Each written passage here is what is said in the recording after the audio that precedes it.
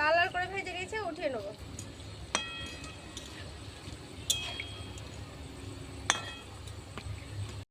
বন্ধুরা কেমন আছেন? আশা করি ভালো আছেন। পিঙ্কি কিচেনে সবাইকে স্বাগত। আজকে বানাবো কাঁচা আলু দিয়ে আলুর পকোড়া বানাবো। আগে থেকে আলুগুলো ছাড়িয়ে নিয়েছে আমার বোনজি। আলুগুলো আমি ছাড়িয়ে নেওয়ার পরে এবার গেটার দিয়ে একটা গেট করে নেব। ছাড়া দেখানো হয়নি, স্কিপ না করে পুরো ভিডিও দেখবেন, দেখার জন্য অনুরোধ রইল। আজকে মেহমান এসছে আর ওয়েদারটা খুব বৃষ্টি বৃষ্টি হয়েছে সারাদিন, সন্ধ্যা নাস্তার জন্য এই পকোড়াটা করছি।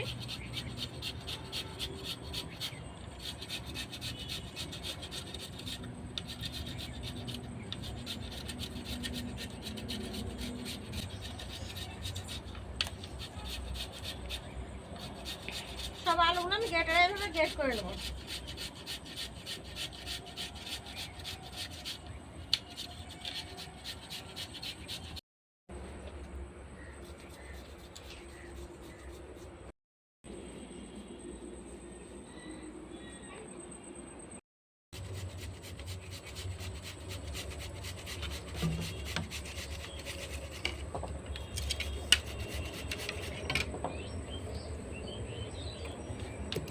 সবগুলো আমি গ্রেড করে নিয়েছি, দেখে কতটা হয়েছে। এগুলো ভালো করে পানি পেল্টে পেল্টে 5-6 বার করে ধুয়ে পরিষ্কার করে ধুয়ে নিয়ে চলে আসবো। পরিষ্কার করে ধুয়ে নিয়ে চলে আসছি।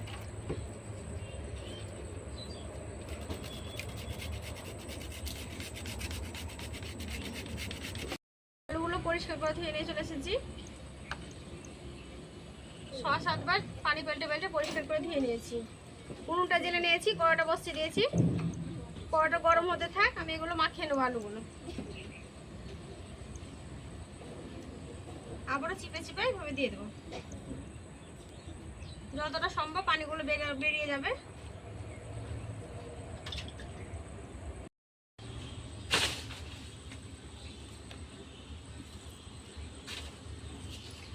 একেবারে শুকনো হয়ে গেছে দেখেন।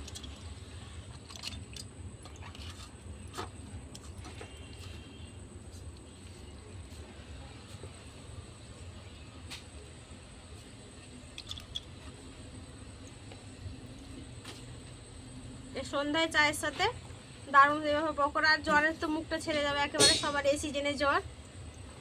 এরকম পকোড়া থাকলে জ্বরে সবার মুখটা ছেড়ে যাবে। সবগুলো উঠিয়ে নেব।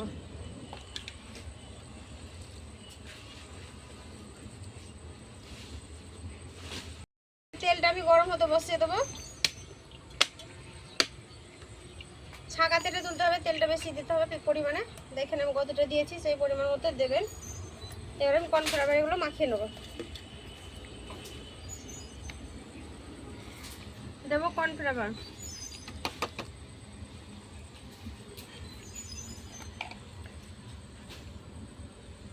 ঝাল ঝাল করবো, তার জন্য দিলাম লঙ্কা গুঁড়ো। একটু ঝালটা বেশি করে দেবো। দেবো ভাজা জিরে গুঁড়ো,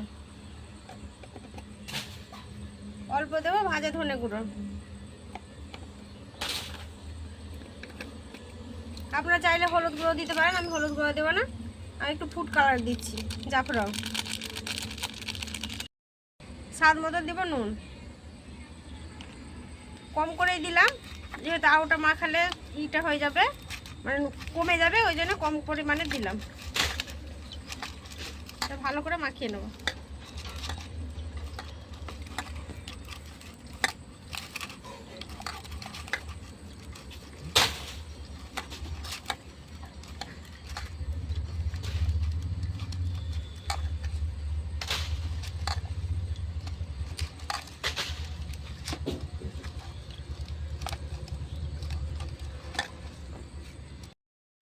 গোল করে নিয়েছি, আপনারা আপনাদের পছন্দ অনুযায়ী শেপ দিয়ে নেবেন।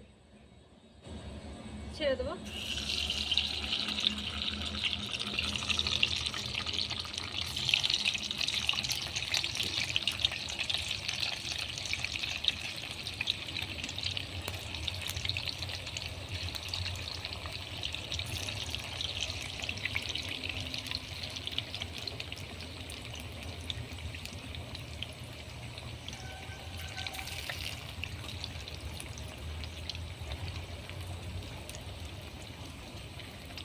সব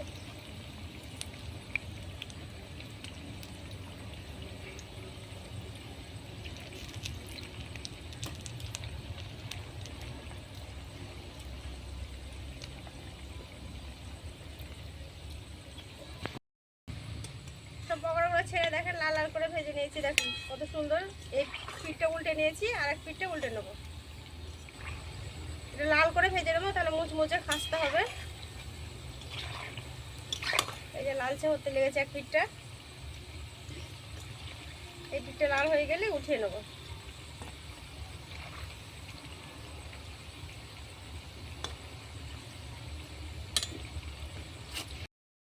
লাল লাল করে ভেজে নিয়েছে, উঠিয়ে নেবো।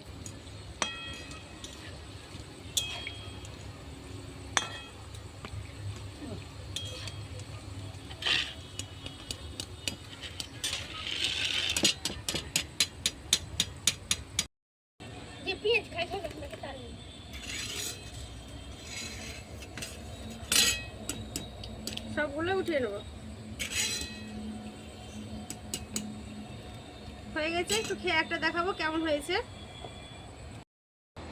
একটা ভেঙে দেখাচ্ছি, দেখেন কতটা মচমচে হয়েছে, আর ভিতরে দেখেন ক্রিসপি। এটা খেয়ে আমি দেখাচ্ছি।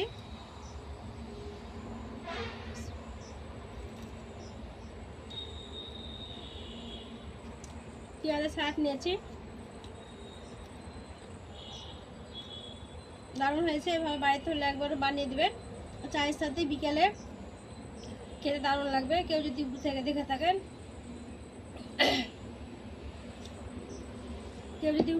থাকেন, অবশ্যই সাবস্ক্রাইব করবে ফেসবুক। আর জ্বরের মুখে তো ভালোই লাগবে।